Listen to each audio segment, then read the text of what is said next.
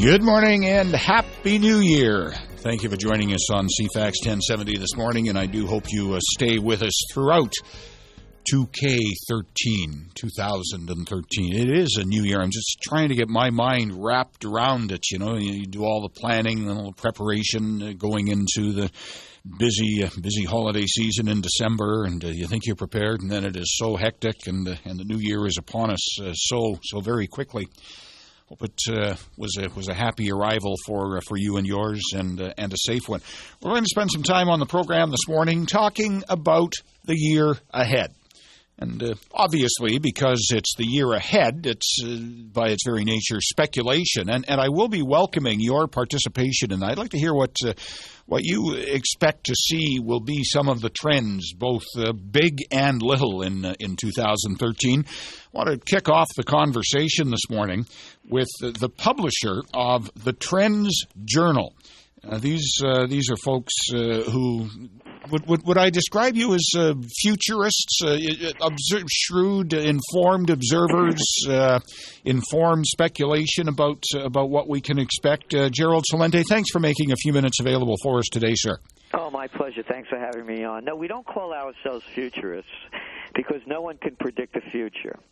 Now, there's too many wild cards. You know, there's tsunamis, there's floods, there's earthquakes, and there's man-made disasters that you can't see coming. And they could change the game at any time, even when you think you have the forecast down right. So, for example, as we go back to last year and we look at our trend forecast that we made, we based on current events form future trends. You know, they just had a new election, of course, here in the States, and I was saying to my colleagues, we should demand the cabinet position of Secretary of Trends and Consequences. Because decisions that are made have consequences. If we do, in our personal lives and on a state, national, and global level. And for some reason, people don't want to add up the consequences. So we look at the current events and see how they're going to play out. So as we look, for example, last year, one of the trends that we didn't get right was that we would thought that there would be a bank holiday.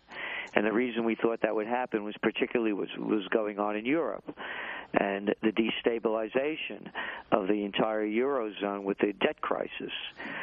We didn't know that they were going to make up a new game.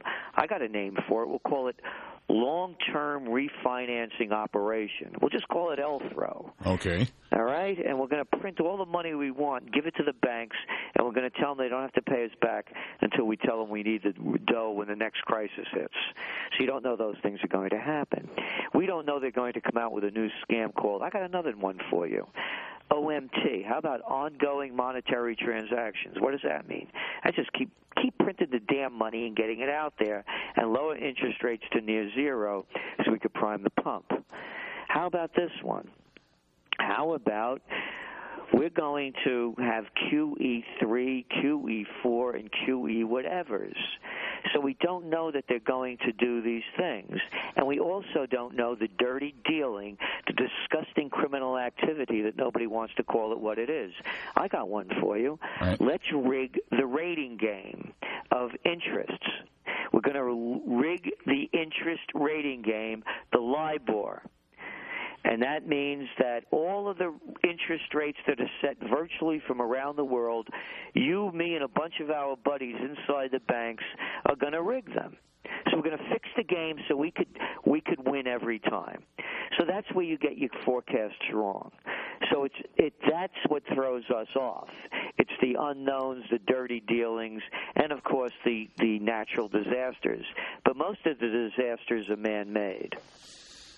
Having said all that, what can you predict? What are you predicting for 2013? On the economy, more of the same but worse. I just went through the whole litany of all the game rigging on whether it's interest rates or flooding the market with more money. The only reason that the economy is floating along at the level it's going at now is because of all of this cheap dough that they're dumping into the system. And I'm not saying it. Listen to the new Prime Minister of Japan, Abe.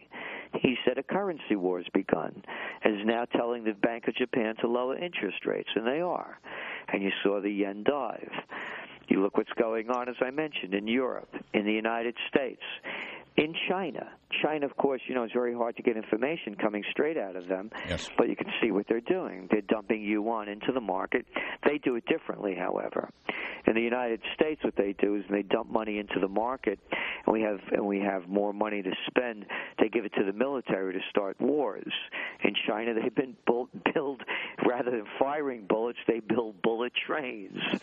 So here you have, for example, here we are in North America, not a bullet train to be had, but a lot of wars to be waged. So they're putting their money back into the economy where we're blowing it up.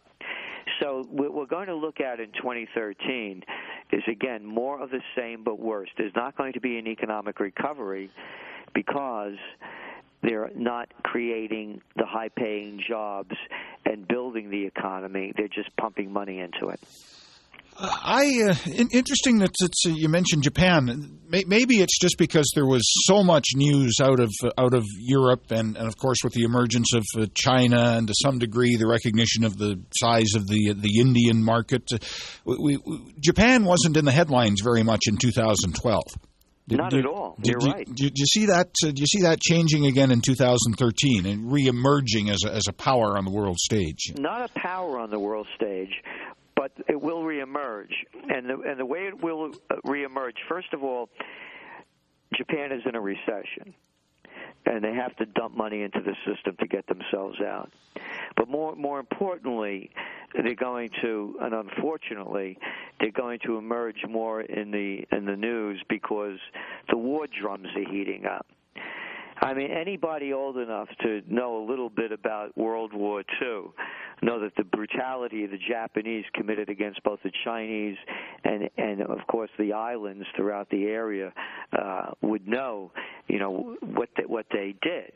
And one of the most atrocious activities committed, they did in the Philippines. Now you're hearing the Philippine government egging on, supporting the Japanese government, who have basically denounced their pacifist role of the past and are building their military to deflect against the Chinese growth in their military. So now you have the Philippines rooting the Chinese on to grow their military, the Japanese to grow their military even larger. So that's how we're going to see Japan in the news as these disputes heat up among China and all between China and the other nations in the South China Sea and beyond, where they're claiming territorial rights. So it's going to be China against Japan in many ways. What can you say about Canada's role on the world stage in the big picture? You haven't mentioned Canada. We're often perceived as riding on the coattails. What happens in the U.S. will happen in Canada. On the other hand, we like to think that our economy is a little more stable and strong than anybody else's. Domestically, that's what our government keeps telling us anyway.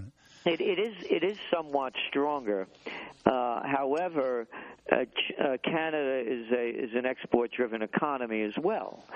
And as the world economy slows up, so too do the exports. So the other thing, too, is you have a housing bubble. I mean, it's starting to deflate in different areas already, particularly out in Vancouver. When you had that rush of, coming out from Asia flooding in particularly. So you're going to experience it just like everyone else, but not as bad. On the geopolitical front, Canada has proven just to be another appendage of the United States. I mean, what are they talking about now? That latest scandal up there with the F-35 planes that they're buying from the U.S. And what are they going to do? Was the Taliban going to launch a missile attack on Newfoundland? I mean, who's making this crap up? I mean, you need those planes like you need a hole in their head. But, of course, it's going to cost hundreds of billions of dollars before it's all over. So it's part of the same country when it comes to business. Okay. Do you folks make you're business oriented in your predictions? Oh, geopolitical, business, consumer, environmental. We look at over 300 different trend categories. What can you tell us very quickly about some of the other categories environmentally? Where are we headed? Well, I'll tell you one of the big ones that we're coming out with that really no one else is talking about the level, and it'll be in the TrendsJournal coming out, is New Millennium Education. I mean, you think about it. Right now, you go into restaurants, you see people walking down the streets. They're attached to their hands, and their faces are lighting up as they're punching in, digits. Yes. Now you have a whole new generation. The toy manufacturers took a hit from the tablet manufacturers, from the online, from the digital world, because young little babies are now becoming digitized. Their whole learning process is different, for better or for worse. So what we're saying is you're going to see a whole new educational system start to develop. And those that understand it and get into this on the ground floor, this is going to be one of the biggest revolutions to hit in the 21st century. The education system we have now is basically industrial age model. It taught you how to read, write, do a little math, and follow orders.